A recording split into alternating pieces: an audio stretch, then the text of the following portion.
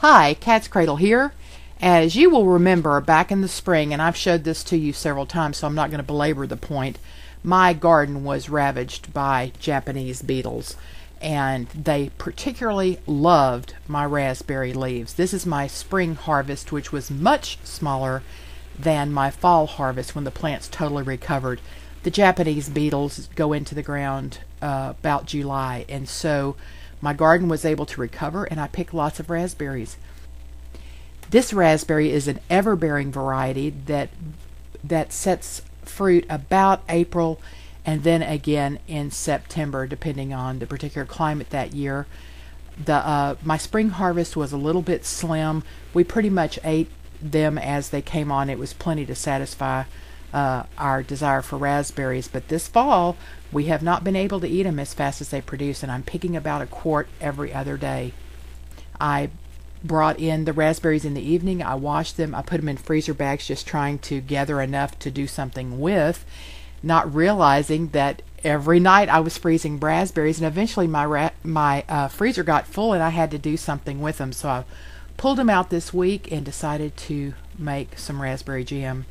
So I got out my boiling water bath. I washed my jars and put them in to sterilize. I like half-pint jars because when I open up a jar of jelly or jam, I don't like to have to eat it for several weeks. So a little half-pint jar will last us about a week, and then we can move on to a different flavor. So that's what I like to use, but you certainly could use a pint or even a quart if you wanted.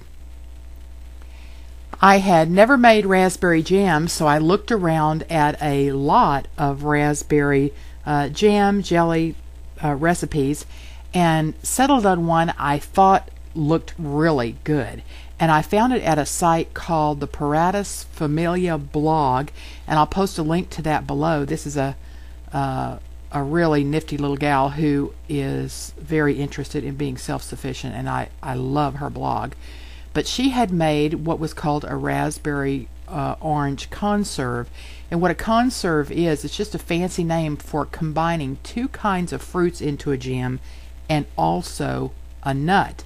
So I chose raspberry, orange, and walnut for my conserve, and I tweaked her recipe just a little because I knew there were a couple of things I wanted in it that weren't included in her original recipe. But I started off with really good oranges, and these are a very medium orange. They're not those huge, really thick-skinned oranges. This is just a very medium-sized orange. And in the recipe I make, it took, in order to get 2 cups of oranges, it took three of these medium-sized oranges. The tools I have laid out here are a cutting board, a fillet knife. I find that a fillet knife, one with a thin flexible blade, seems to work best for me for peeling the thin skin off of the oranges. Actually, what I did first here, and you'll see my little microplane here, is just I use it for a zester, and you can see some of this, most of the peel has been removed here, and you can see where I left it a little thin strip there. It just takes the peel off and leaves that white pith, which is very bitter. I love this microplane. I think I paid about $15 for it at Bed Bath & Beyond. I use it all the time, but it's perfect for zesting oranges. And in fact, I ended up with more zest than I needed, but I ended up zesting all of the oranges because I put that zest on my dehydrator, although you don't have to. You can just leave it out at room temperature for just a couple of days and it will dry. And then I put it in a jar and I use it all winter long in all kinds of recipes. I just love having the zest. The next step is to go ahead and to take the white pith off of the orange. I like to get it all off because it has a bitter taste, and I just didn't want it in my conserve. So after I got it off, I did not segment the oranges. I just cut them up and put them in my measuring cup until I got 2 cups, which is all I needed. Then I went to my blender and I pulsed the oranges until they were pretty broken up. What I really like about using the frozen raspberries is that I don't have to mash them. After they thaw out, they are very soft and they break up just with stirring. So here in my pot I have the blended oranges and the raspberries, and before I begin to heat them, I go ahead and add the pectin and stir it in. Now, if you use dry pectin, it goes in at this point with the fruit as you begin to heat it up. Now, what I have laid out here as far as equipment is I have a funnel that will help me get the jam into the jars without making a mess. I have the jar lifter that allow me to handle the hot jars without burning my fingers. The magnetic wand lifter, which will help me get the lids and bands on. And then I've got the sugar, the walnuts, the orange zest, and then an extra jar. Because when I get down to the bottom, if there's just a tiny little bit left and it won't make a full jar for the canner, I just put it in an extra jar and put it in the refrigerator and we eat that. So I begin heating it up, and once it comes to a rolling boil, then I add the sugar all at one time and stir it in. Now, what happens when you add the sugar is the appearance changes. It becomes, instead of being opaque, it becomes like stained glass, kind of see-through, really pretty.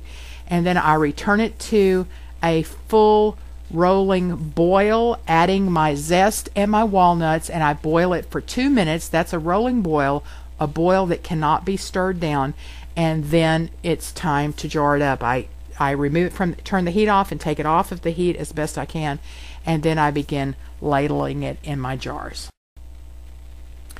I fill my jars to within 1/4 inch of the top rim. I carefully wipe the rim with a damp paper towel to be sure that I've gotten any residue off there, anything I've dropped on there. With my wand lifter, I lift a hot lid and ring out of my little pot where I have them warming up. You probably saw that behind the jam. And I fill them all up, and when they're I put them back in the boiling water bath as soon as I get the lids on, and then bring my water back up to a boil in my boiling water bath and process them for 10 minutes. Then I take them out of the boiling water bath and put them on a towel-lined counter. You don't want to put them on a cold counter. You don't want them to crack. And you'll see I did use my little jar. That was just a little bit that was left over in the pot that wouldn't fit in the jar. And this made 10 half pints with that little bit left over. When I tasted it, it was the best jam, jelly, conserve, any kind of thing like that I have ever tasted. So I went and made another batch, and would have made a third batch, except I didn't have enough oranges, so I just made raspberry jam for that last batch. But I ended up making 3 batches of jam that day. This is the best I've ever tasted. I hope you'll try it. Cat's Cradle.